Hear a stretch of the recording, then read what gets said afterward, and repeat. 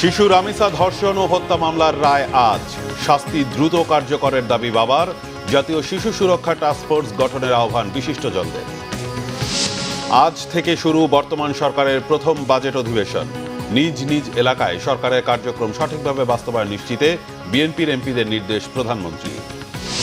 চাঁপাইনবাবগঞ্জ, লালমনিরহাট, নওগাঁ সহ বিভিন্ন সীমান্তে পুশিনের অপচেষ্টায় বিএসএফ। স্থানীয় জনগণের সহযোগিতায় ৭৮ জনকে ফিরিয়ে দিয়েছে বিজিবি। শোকজের জবাব না পেলে ৮ দিনের বিরুদ্ধে ব্যবস্থা, জানিয়েছেন স্বাস্থ্যমন্ত্রী। হাসপাতাল বন্ধ নয়, ভুক্তভোগীরা চান দায়ীদের শাস্তি। দেখছিলেন ক্রাউন সিমেন্ট সংবাদ শিরোনাম। রাজধানীর পল্লবীতে দ্বিতীয় শ্রেণীর ছাত্রী রামিসা আক্তারকে ধর্ষণ ও হত্যা মামলার রায় আজ। বৃহস্পতিবার মামলার যুক্তিতর্কের শুনানি শেষে রায়ের জন্য আজ দিন ধার্য করেন ঢাকা মহানগর শিশু সহিংসতা দমন ট্রাইব্যুনালের বিচারক মাসরুর সালেকিন।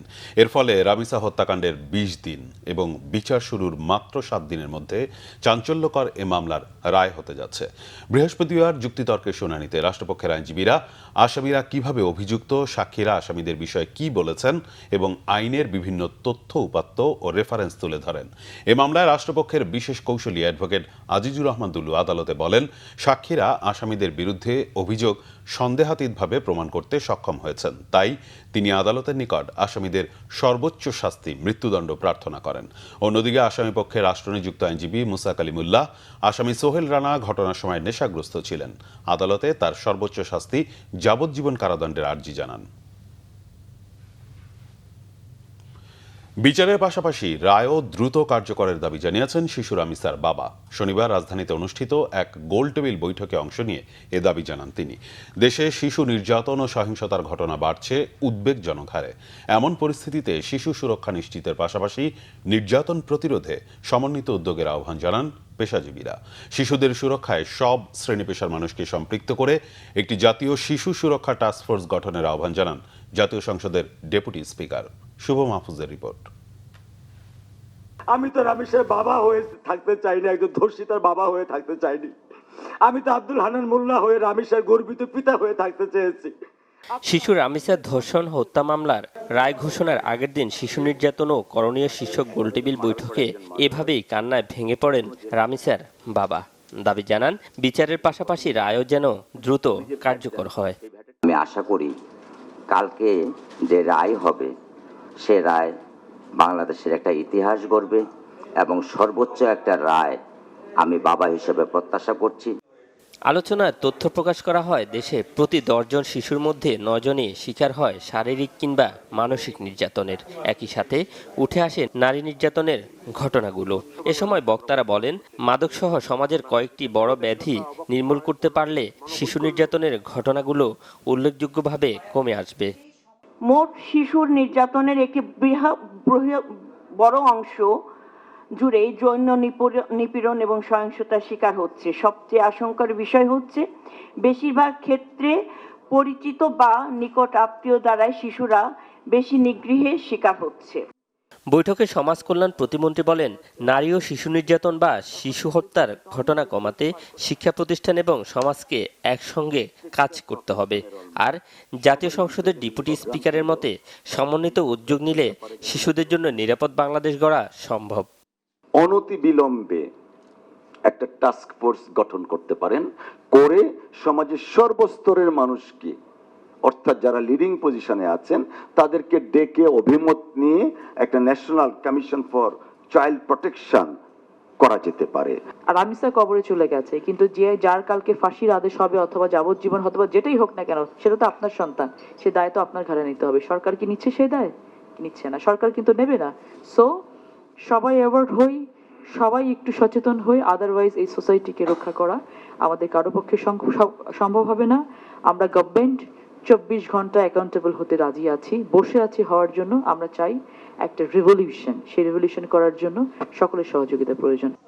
কঠোর আইন প্রয়োগের পাশাপাশি পরিবার, সমাজ ও রাষ্ট্রের সমন্বিত উদ্যোগ বাস্তবায়নের মাধ্যমে শিশুদের জন্য আরও নিরাপদ পরিবেশ নিশ্চিত করা সম্ভব বলে মনে করেন বক্তারা। সেখানে শেষ না হয়ে যায় এবং সেটি যেন রেগুলার ফলো আপ হয়। শুভ মাহফুজ, বাংলা ভিশন, ঢাকা। বিএনপির সংসদীয় কমিটির সভায় 7 মন্ত্রণালয়ের কার্যক্রম মূল্যায়ন করেছেন প্রধানমন্ত্রী তারেক রহমান। এছাড়া সরকারের নেওয়া বিভিন্ন প্রকল্প ও পদক্ষেপ সঠিকভাবে বাস্তবায়ন হচ্ছে কিনা নিজ নিজ সংসদীয় এলাকায় তার খোঁজ নিতে সংসদ সদস্যদের নির্দেশ দিয়েছেন তিনি। নাবিল জাহাঙ্গীরের রিপোর্টে বিস্তারিত।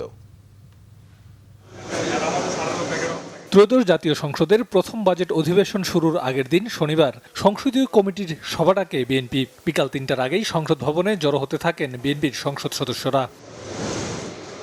সংসদ ভবনের 9ম তলায় অনুষ্ঠিত এই বৈঠকের সভাপতিত্ব করেন প্রধানমন্ত্রী ও সংসদ নেতা তারেক রহমান।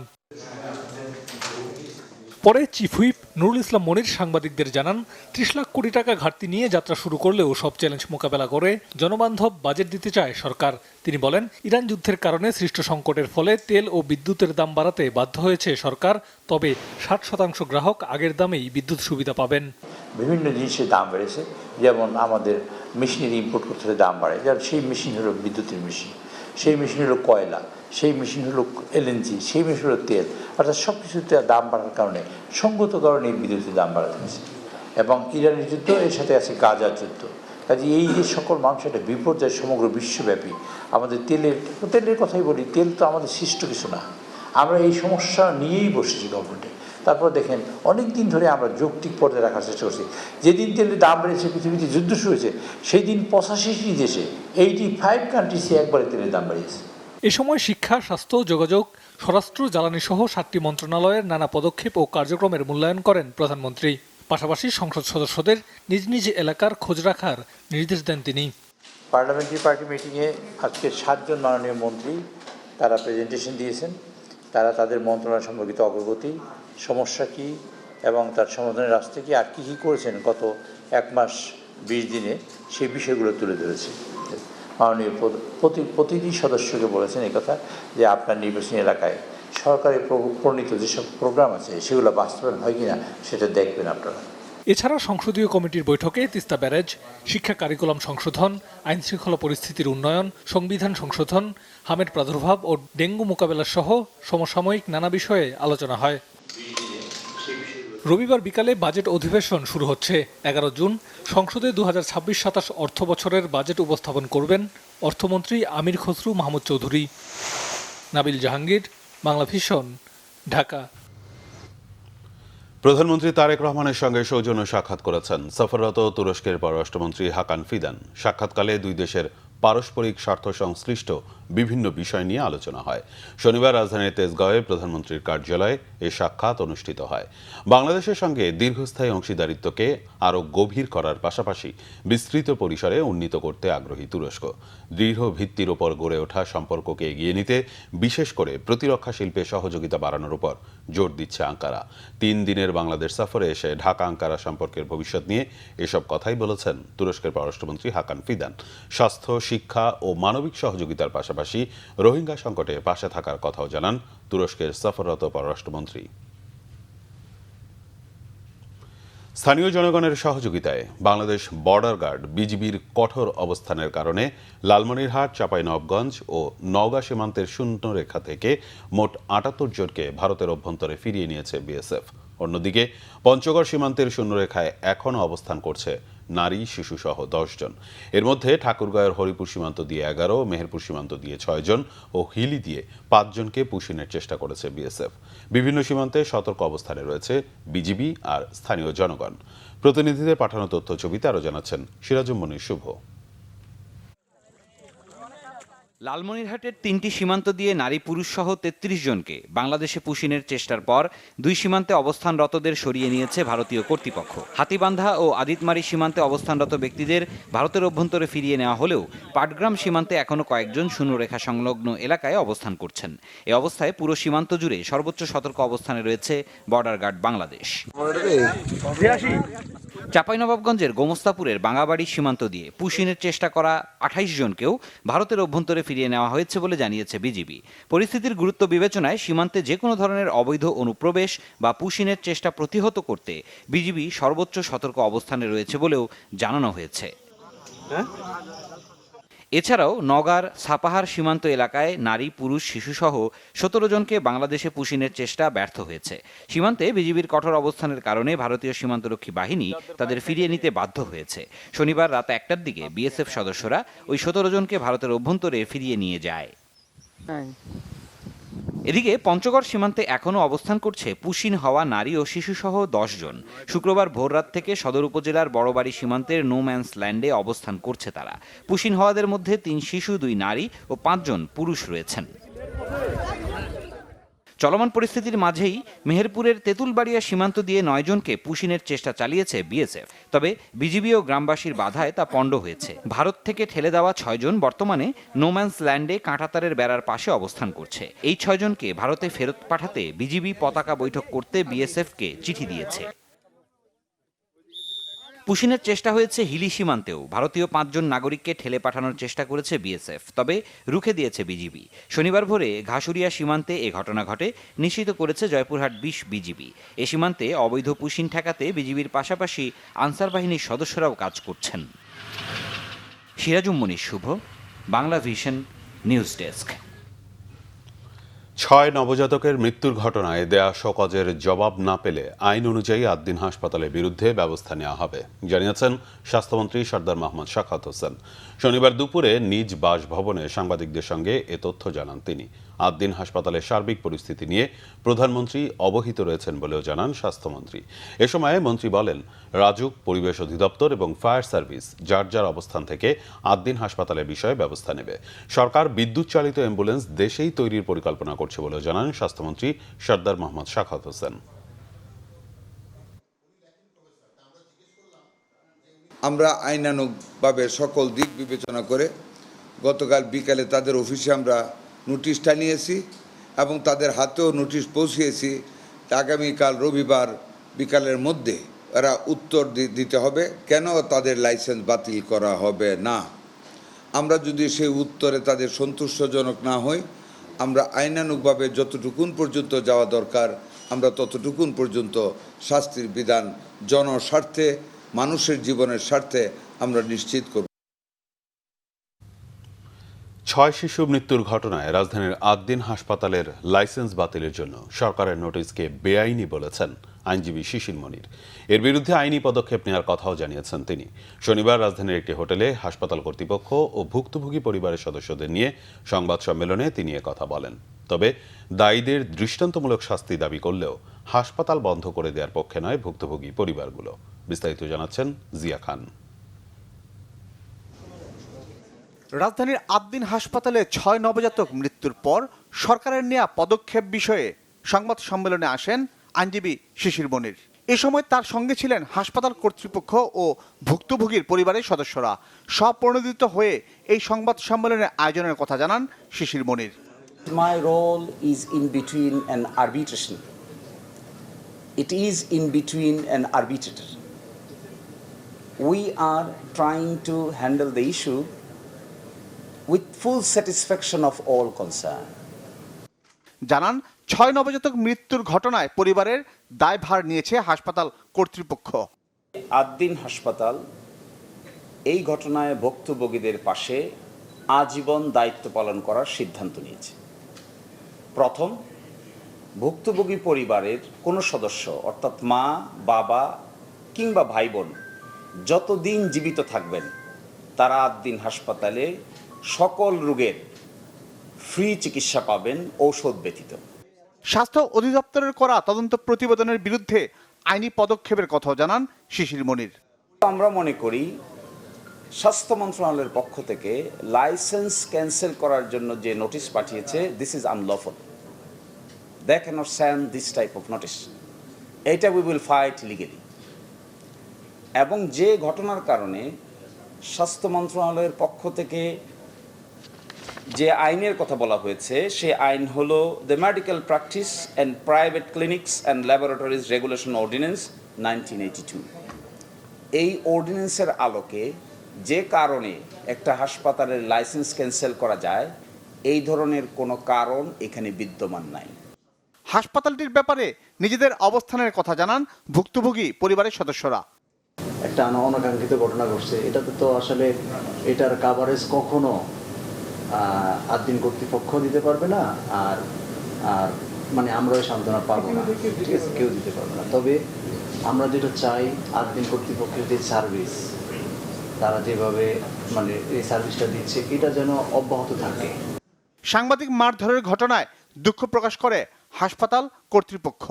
যে ব্যবহারটি করেছে যেটা অ্যাকসেপ্টেড না, will that satisfy you? Anyway, আমরা দুজন স্টাফকে সাসপেন্ড করেছি অলরেডি।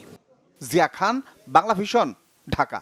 সামাজিক সুরক্ষায় ভাতা ভিত্তিক কার্যক্রমকে কার্ড ভিত্তিক কর্মসূচিতে পরিণত করেছে বিএনপি সরকার। অর্থনীতি বিশ্লেষকরা বলছেন, কার্ড ভিত্তিক কর্মসূচি ইতিবাচক, তবে অর্থ সংগ্রহ ও স্বচ্ছতার ভিত্তিতে পরিচালনায় চ্যালেঞ্জ থাকবে সরকারের সামনে। পাশাপাশি সামাজিক সুরক্ষার আকার ও বলয় বাড়লে সেটি অর্থনীতিতে চাপ তৈরি করবে, যা সামাল দেয়া কঠিন হতে পারে। রিপোর্ট রিশান নাসরুল্লাহর। দেশের সামাজিক নিরাপত্তা বেষ্টনীতে নতুন রূপরেখা তৈরি করেছে বিএনপি সরকার। দলটির নির্বাচনী প্রতিশ্রুতি অনুযায়ী সামাজিক সুরক্ষায় চালু করা হয়েছে কার্ড ভিত্তিক কর্মসূচি। এক্ষেত্রে সরকারের ফ্ল্যাগশিপ কর্মসূচি ফ্যামিলি কার্ড। নারীর ক্ষমতায়নে এই কার্ডের মাধ্যমে নির্দিষ্ট পরিবারকে মাসে ২৫০০ টাকা নগদ সহায়তা দেবে সরকার। পাইলট হিসেবে শুরু হলেও আসছে বাজেটে পরিবারের সংখ্যা ৪১ লাখে উন্নীত করা হবে। এছাড়া গ্রামীণ অর্থনীতি সচল রাখতে কৃষক কার্ডের আওতায় সহায়তা দেওয়া হবে বছরে ২৫০০ টাকা। নগদ সহায়তা দেওয়া হচ্ছে ইমাম পুরোহিতদেরও। সামাজিক সুরক্ষা কার্যক্রমের আওতায় পর্যায়ক্রমে এলপিজি কার্ড ও সার্বজনীন হেলথ কার্ড চালুর পরিকল্পনা রয়েছে সরকারের। বাংলাদেশে এটা যে অভূতপূর্ব তা না, এবং এটার বাস্তবায়ন যে সম্ভব সেটাও ঠিক। এটার জন্য বাজেট লাগবে, সেটা হচ্ছে একটা গুরুত্বপূর্ণ প্রশ্ন। আর্থিক এখন বাংলাদেশে বাজেট বরাদ্দ যেটা হয়, বাংলাদেশে বাজেট বরাদ্দের মধ্যে অগ্রাধিকার কি হবে সেটার উপরে এটা নির্ভর করে। এখন পরিমাণগত দিক থেকে দেখলে হঠাৎ করে মনে হবে যে এটা দিতে পারবে কিনা বাংলাদেশ, এরকম আমার মনে হয় না সমস্যা হবে। কিন্তু প্রশ্নটা হচ্ছে কতটা দক্ষভাবে, কতটা যথাযথভাবে এটা দেওয়া হবে। এটার জন্য আসলে ন্যাশনাল হাউস হোল্ড ডেটাবেস দরকার। সেটার দায়িত্ব হলো মূলত বাংলাদেশ ব্যুরো অফ স্ট্যাটিস্টিক্সের। তো বাংলাদেশ পরিসংখ্যান ব্যুরো এখনও পর্যন্ত সেই ডেটাবেসটা তৈরি করেনি। এখন আমরা যেটা করছি সেটা হলো যে অনেকটা সেলফ অ্যাসেসমেন্টের মতো, ওইটা করে তার তথ্যগুলো দিল এবং তারা যেটা বেজে আছে বাংলাদেশে এই মুহূর্তে, তো সেটার সাথে ম্যাচ করে। এবং এখানে আমাদের যে স্থানীয় সরকার প্রতিষ্ঠানগুলো আছে তারাই সহায়তা করছে মূলত। কিন্তু যখন আমাদের একটা সেন্ট্রালাইজড হাউস হোল্ড ডেটাবেস থাকবে, তখন কিন্তু এটা আবার ইমপ্লিমেন্ট করাটা সহজ হবে, তার কারণ তখন সমস্ত যে স্বার্থসামাজিক তথ্য ওইটার মধ্যে থাকবে। অর্থনীতিবিদরা বলছেন, সরকারের সামনে সবচেয়ে বড় চ্যালেঞ্জ মূল্যস্ফীতি কমানো ও অর্থনীতিকে গতিশীল করা। সামাজিক সুরক্ষায় উপকারভোগীর সংখ্যা বাড়ানো হলে অর্থের যোগান বাড়াতে হবে, আর সেটি নিশ্চিত করতে নাগরিকদের উপর চাপানো হতে পারে ট্যাক্স ভ্যাটের বাড়তি বোঝা। সরকার একদিকে ঠিক আছে, কিন্তু একই সঙ্গে বাছবিচারহীনভাবে যদি আমরা এই সামাজিক নিরাপত্তা কর্মসূচি হোলসেল যদি বাড়াই, তাহলে সেক্ষেত্রে দেখা যাবে যে অর্থের প্রয়োজনটা বেশি হচ্ছে, কিন্তু বাস্তবতা হলো যে বিনিয়োগ কম। তো এই অবস্থায় যদি আমরা অতিরিক্ত চাপ তৈরি করি সামাজিক নিরাপত্তার জন্য, তাহলে সেক্ষেত্রে সেটা অর্থনীতির জন্য ভালো হবে না। বড় আকারের একটা বাজেট আর সামাজিক নিরাপত্তা কর্মসূচিতে বড় এক্সপানশন, সেগুলো হলে সরকার একটা ত্রিমুখী চাপের মধ্যে পড়বে। প্রতিষ্ঠানগুলো একেবারেই খুবই অকার্যকর, এবং দক্ষতার ব্যাপার শুধু না, মাঝখানে এত লিকেজ তৈরি হয়েছে যে এটা খুবই কঠিন কাজ। তো সেই কারণে অপচয় হওয়া এবং দুর্নীতি হওয়া, এই ঝুঁকিটা কিন্তু ব্যাপকভাবে আছে। এইটা সরকারের একটা বড় চ্যালেঞ্জ, যে এটা কতটা ট্রান্সপারেন্ট হবে, কতটা স্বচ্ছতার সঙ্গে হবে। এই স্বচ্ছতার সঙ্গে করা এটা খুব সম্ভব। আর মূল্যস্ফীতি, এই জায়গাটাতেই মূল্যস্ফীতির ঝুঁকি না দেখে আমি মনে করি যে সরকারি প্রশাসনিক যে সমস্ত ব্যয় আছে, সেই সমস্ত ব্যয় বরাদ্দ বরঞ্চ কমানো উচিত। সরকারের তথ্য বলছে, আসছে বাজেটে সামাজিক সুরক্ষা খাতে বরাদ্দ থাকবে ১,৩৮,৩৩৯ কোটি টাকা। রিশান নাসরুল্লাহ, বাংলা ভিশন, ঢাকা। দুর্নীতির চক্র থেকে দেশকে বের করে আনার পাশাপাশি রাষ্ট্র পরিচালনায় স্বচ্ছতা প্রতিষ্ঠায় কাজ করছে সরকার, জানিয়েছেন তথ্য সম্প্রচার মন্ত্রী জহিরুদ্দিন স্বপন। শনিবার সচিবালয়ে বিদ্যুৎ জ্বালানি পরিস্থিতি নিয়ে আয়োজিত সংবাদ সম্মেলনে কথা বলেন তথ্যমন্ত্রী। বলেন, দুর্নীতি ও মানি লন্ডারিং সহ বিগত সরকারের সময়কার নানা অপরাধের বোঝা বর্তমান সরকারকে বহন করতে হচ্ছে। আগে সরকারগুলো আমদানি নির্ভর নীতিকে বেশি গুরুত্ব দিয়েছে। উৎপাদনমুখী নীতি গ্রহণ করলে বিদ্যুৎ ও জ্বালানি খাতে বর্তমান সংকটময় পরিস্থিতি তৈরি হতো না বলেও মনে করেন জহিরুদ্দিন স্বপন। প্রধানমন্ত্রীর তথ্য সম্প্রচার উপদেষ্টা ডাক্তার জাহিদুর রহমান বলেন, 0 থেকে 75 ইউনিট পর্যন্ত বিদ্যুৎ ব্যবহারকারী গ্রাহকদের ক্ষেত্রে বিদ্যুতের দাম বাড়ানো হবে না। এই সিদ্ধান্তের ফলে নিম্ন ও নিম্ন মধ্যবিত্ত গ্রাহকরা সরাসরি উপকৃত হবেন। জানান বাংলাদেশ এনার্জি রেগুলেটরি কমিশনের শুনানির মাধ্যমে বিদ্যুতের দাম বাড়ানো হলেও সরকারের সিদ্ধান্ত অনুযায়ী প্রায় 65% গ্রাহকের ক্ষেত্রে কোনো দাম বাড়বে না, বরং আগের দামই বহাল থাকবে। সংবাদ শেষ করব ক্রাউন সিমেন্ট শিরোনামগুলো আরেকবার জানি। শিশু রামিসা ধর্ষণ ও হত্যা মামলার রায় আজ। শাস্তি দ্রুত কার্যকরের দাবি বাবার। জাতীয় শিশু সুরক্ষা টাস্কফোর্স গঠনের আহ্বান বিশিষ্টজনদের। আজ থেকে শুরু বর্তমান সরকারের প্রথম বাজেট অধিবেশন। নিজ এলাকায় সরকারের কার্যক্রম সঠিকভাবে বাস্তবায়ন নিশ্চিতে বিএনপির এমপিদের নির্দেশ প্রধানমন্ত্রী। চাঁপাই নবাবগঞ্জ, লালমনিরহাট, নওগাঁ সহ বিভিন্ন সীমান্তে পুশিনের অপচেষ্টায় বিএসএফ। স্থানীয় জনগণের সহযোগিতায় 78 জনকে ফিরিয়ে দিয়েছে বিজিবি। শোকজের জবাব না পেলে 8 দিনের বিরুদ্ধে ব্যবস্থা, জানিয়েছেন স্বাস্থ্যমন্ত্রী। হাসপাতাল বন্ধ নয়, ভুক্তভোগীরা চান দায়ীদের শাস্তি। এই ছিল এখনকার মতো। পরের সংবাদ সকাল 10টায়, এর আগে 9টায় রয়েছে নিউজ টপ 10 দেখার আমন্ত্রণ রইল। এছাড়া বাংলাভিশন সংবাদ ও সংবাদ সংশ্লিষ্ট অনুষ্ঠান দেখতে ভিজিট করুন www.bvnews24.com ও facebook.com/banglavishnnews এবং সাবস্ক্রাইব করুন youtube.com/banglavishnnews। ধন্যবাদ।